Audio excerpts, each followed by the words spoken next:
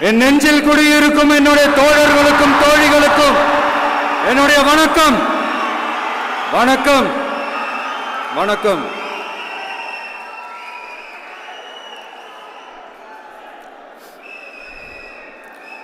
கதறல் சத்தம்லாம் எப்படி இருக்கு?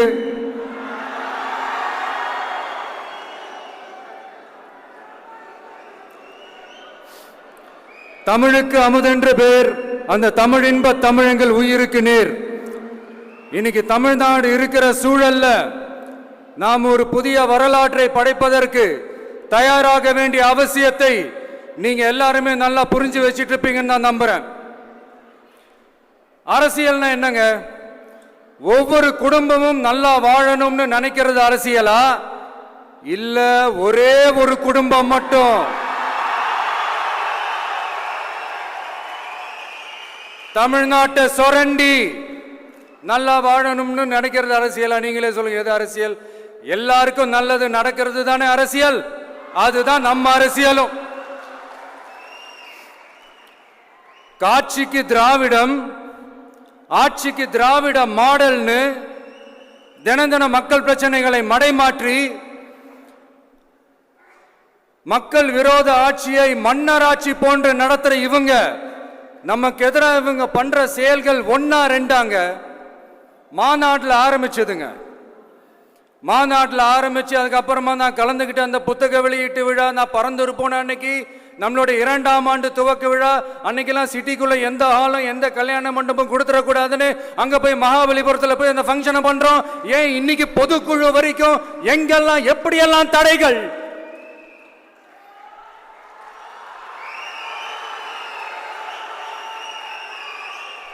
ஆனா அத்தனை தடைகளையும் தாண்டி நம்மளுடைய தோழர்கள் சந்திப்பு நிகழ்ச்சிகள், மக்கள் சந்திப்பு நிகழ்ச்சிகள் தொடர்ந்து நடந்துகிட்டு தான் இருக்கும். அது தொடர்ந்து நடக்கும்.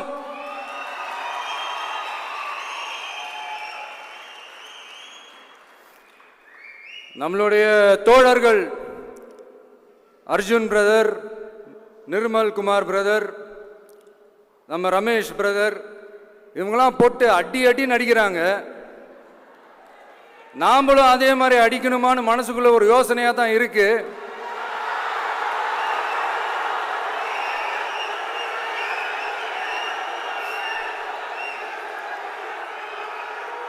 ரைட்.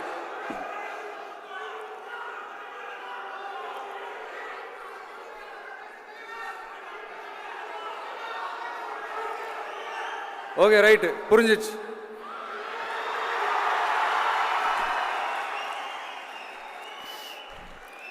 மாண்புமிகு மன்னராட்சி முதல்வர் அவர்களே,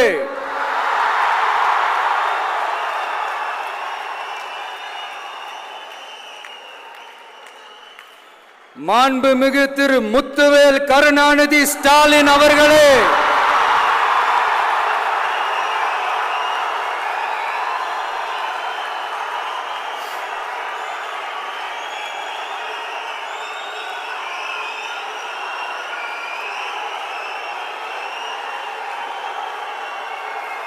பேரை மட்டும் வீராப்பா சொன்ன பத்தாதவர்களே, செயல்லையும் ஆட்சியிலையும் அதை காட்டணும் அவர்களே. ஒன்றியத்தில் பாஜக ஆட்சியை ஒரு பாசிச ஆட்சின்னு அடிக்கடி அறைகூவல் விடுத்துவிட்டு இங்க நீங்க பண்ற ஆட்சி மட்டும் என்னவா? அதுக்கு கொஞ்சம் கூட குறைவில்லாத அதே பாசிச ஆட்சி தானே. ஒரு கட்சி தலைவனா ஜனநாயக முறைப்படி என் கழக தோழர்களையும் என் நாட்டு மக்களையும் பார்க்கறதுக்கோ சந்திக்கிறதுக்கோ தடை போடுறதுக்கு நீங்க யாருங்க?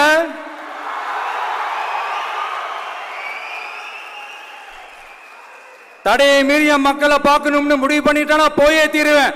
சட்டத்தை மதிக்கணும்ன்ற ஒரே காரணத்துக்காக தான் அமைதியா இருக்கிறேன்.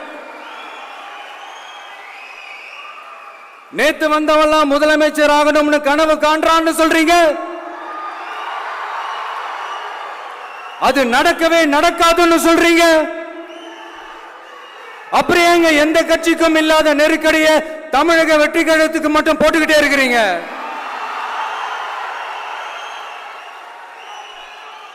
அணை போட்டு ஆத்த வேண்டும்னா தடுக்கலாம், காத்த தடுக்க முடியாது. அதையும் மீறி தடுக்கணும்னு நினைச்சீங்கன்னா சாதாரணமா இருக்கிற காத்து சூறாவளியா மாறும், ஏன் சக்தி மிக்க புயலா கூட மாறும். எனது அருமை தமிழக வெற்றி கழக தோழர்களே, நான் மாநாட்டில் ஒரு விஷயத்தை ரொம்ப வலியுறுத்தி சொன்னேன். அதே தான் இங்க நான் திரும்பவும் ரிப்பீட் பண்றேன்.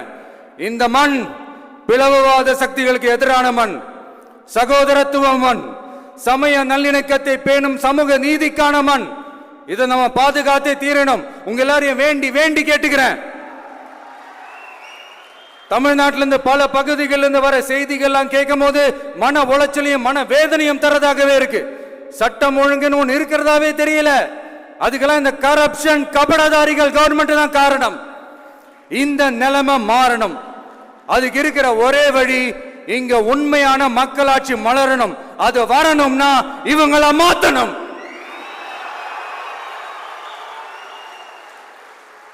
அதுக்கு என்ன வழி? அதுக்கு நாம என்ன செய்ய போறோம்?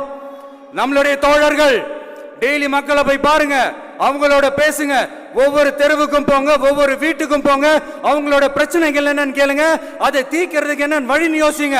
அப்பதான் அவங்களுக்கு நம்ம மேல ஒரு நம்பிக்கை வரும். அப்படி ஒரு ஆழமான நம்பிக்கையை விதைச்சிட்டு அதுக்கப்புறமா நிமிந்து பாருங்க. ஒவ்வொரு வீட்டோட உச்சிலையும் தமிழக வெற்றி கழகத்தோட இரட்டை போர் யானை வாகை மலர் கொடி தானா பறக்கும், தானா பறக்கும்.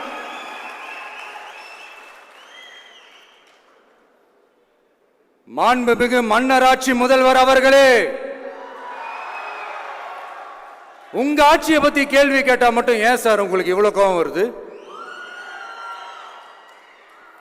நீங்க ஒழுங்கா ஆட்சி நடத்திருந்தீங்கன்னா பெண்கள் பாதுகாப்பு ஒழுங்கா இருந்திருக்கும், சட்டம் ஒழுங்கு சரியா இருந்திருக்கும்.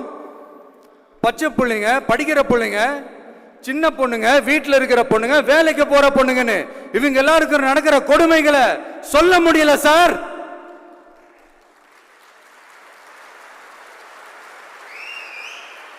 இதுல வேற உங்களை அப்பான்னு வேற கூப்பிடுறாங்கன்னு சொல்றீங்க.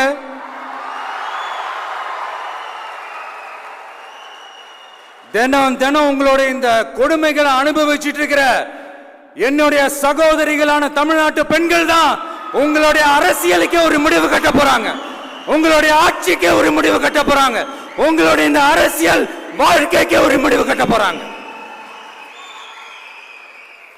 சரி, பெண்களோட லைஃப் தான் இப்படி போராட்டமா இருக்குன்னு பார்த்தா இங்க எத்தனை போராட்டங்கள்?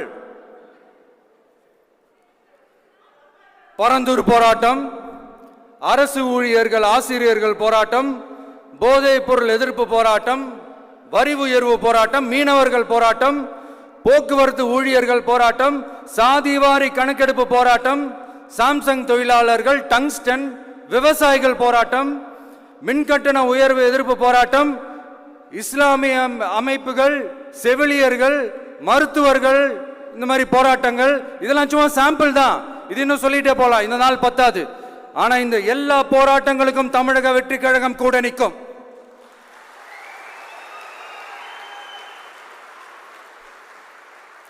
இங்க நீங்க தான் இப்படின்னா அங்க அவங்க யாரு? உங்க சீக்ரெட் ஓனர். அவங்க உங்களுக்கும் மேல மாண்புமிகு திரு மோடிஜி அவர்களே,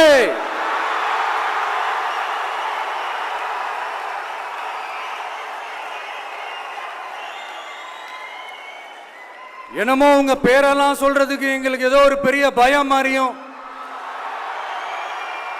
அப்படி ஒரு விஷயத்த சொல்லிடுறது.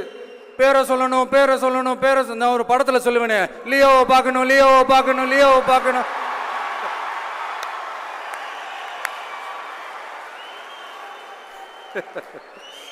இல்ல இல்ல, சத்தியமா அப்படிதாங்க இருக்கு. சென்டர்ல ஆள்றவங்கன்னு சொல்றோம். சென்டர்ல யார் ஆள்றா? காங்கிரஸா?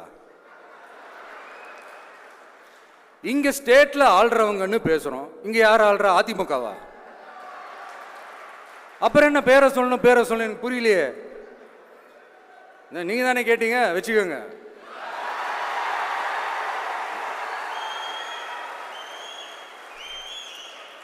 ஓட்டுக்காக காங்கிரஸ் கூட தேர்தல் கூட்டணி, கொள்ளையடிக்கிறதுக்காக உங்களோட அதாவது பாஜகவோட மறைமுக அரசியல் கூட்டணி, இப்படி உங்க பேரை சொல்லியே மக்களை ஏமாத்துறதும் உங்க பேரை சொல்லியே மக்களை பயமுறுத்துறதும், இப்படி இந்த கரப்ஷன் கபடதாரிகளுக்கு மறைமுகமாக உதவும் உங்க அரசுக்கு ஏஞ்சி தமிழ்நாடு தமிழர்கள்னாலே அலர்ஜி.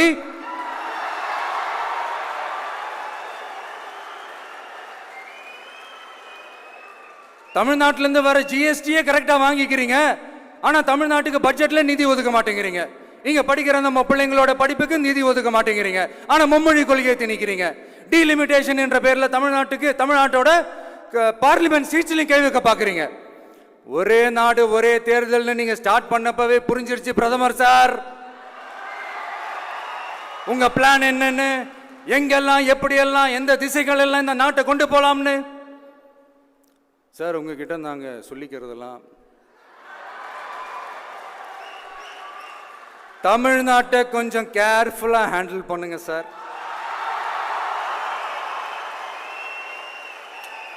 ஏன்னா தமிழ்நாடு பல பேருக்கு தண்ணி காட்டின ஸ்டேட் சார், பல பேருக்கு தண்ணி காட்டின ஸ்டேட் சார்.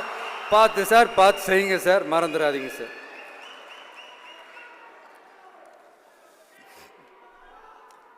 தமிழ்நாட்டு மக்களுக்கு இன்னைக்கு இந்த பொதுக்குழு வழியா ஒரு உத்தரவாதத்தை நாம கொடுக்க போறோம்.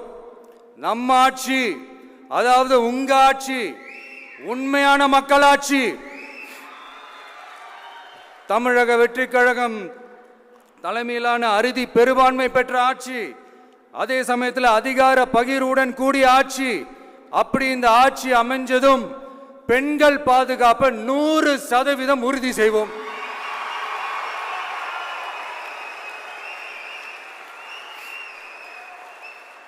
சட்டம் ஒழுங்கு ரொம்ப முறையா ஸ்ட்ரிக்டா வச்சிருப்போம். கல்வி, சுகாதாரம், மருத்துவம்னு அத்தனையிலையும் ரொம்பவே கவனம் செலுத்துவோம். அதுவும் எல்லாருக்கும் ஈஸியா ஈக்குவலா கிடைக்கிற மாதிரி செய்யறது தான் நம்ம டார்கெட்.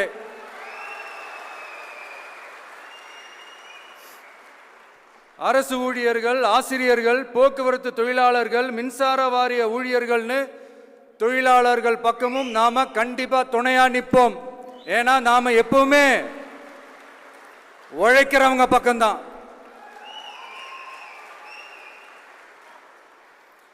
நம்ம தமிழ்நாடு விவசாய பூமி, இயற்கை வளங்கள் நிறைந்த மண்.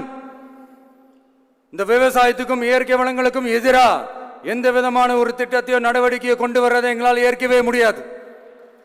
எங்க மண்ணை மக்களை பாதிக்கிற மாதிரி திட்டங்களை தயவு செஞ்சு செயல்படுத்தாதீங்க, அதை நாங்கள் எதிர்க்கவே செய்வோம். தமிழ்நாட்டை எல்லா வகையிலும் பாதுகாக்க வேண்டியது எங்களுடைய உரிமை, கடமை, கொள்கை எல்லாமே. The fundamental strength of politics is uncompromising principles and ideologies. Periyar's social justice, Kamaraj's honest administration, Ambedkar's equal justice and equal opportunity, Velu Nachiyar's social inclusivity and communal harmony, Anjali Ammal's fighting for water resources were the reasons for choosing them as our party's ideologues and policy leaders. I would like to mention here with pride that we are the first political party to declare 2 historic women icons who are India's freedom fighters from Tamil Nadu as our party's ideologues and policy leaders. இப்படி ஒரு ஆழமான நம்பிக்கையுடன் வரும் 2026இல் தமிழ்நாடு சட்டமன்ற தேர்தலில் ஒரு மாபெரும் அரசியல் மாற்றத்தை கொண்டு வந்து மக்கள் சக்தியின் உதவியுடன் மக்கள் விரும்புகிற ஒரு நல்ல அரசை அமைப்பதில் உறுதியாக இருப்பதால்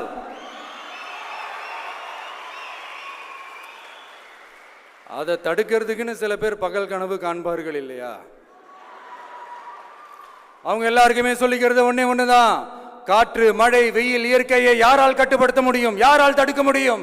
இவை எல்லாம் கடவுளால் உருவாக்கப்பட்டவை. அப்படிதான் எம் மக்களுக்கான அரசியலையும் யாராலும் தடுக்க முடியாது. அரசியல் சூறாவளியையும் தேர்தல் சுனாமியையும் தடுப்பார் எவர். அப்படிதான் எம் மக்களுக்கான அரசியலையும் அந்த வெற்றியையும் யாராலும் தடுக்க முடியாது. அப்படி தடுக்கணும்னு நினைக்கிறவங்களோட கனவு ஒரு நாளும் மெய்ப்படாது. Before concluding my speech, few words from William Blake. Men may come, men may go, but I go on forever.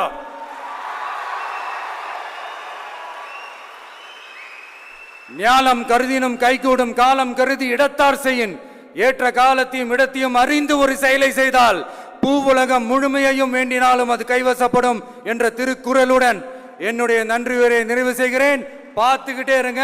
அடுத்த வருஷம் இது வரைக்கும் தமிழ்நாடு சந்திக்காத ஒரு வித்தியாசமான ஒரு தேர்தலை சந்திக்கும்.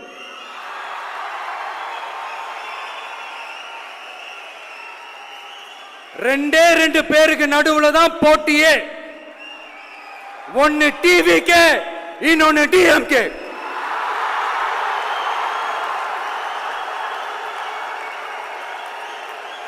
கான்பிடண்டா இருங்க, நல்லதே நடக்கும், வெற்றி நிச்சயம். மீண்டும் சந்திக்கும் வரை நன்றி, வணக்கம்.